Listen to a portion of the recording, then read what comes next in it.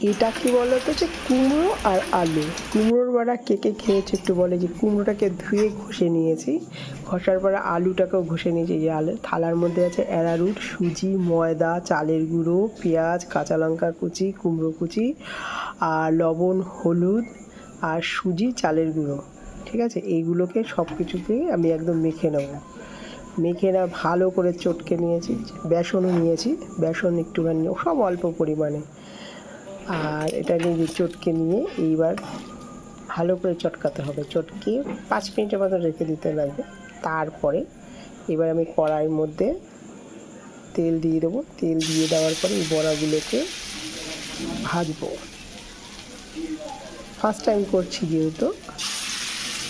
এইবার বড়াটাকে দেওয়ার পরে দেখো, এইবার আমি একজনকে খেতেও দিলাম।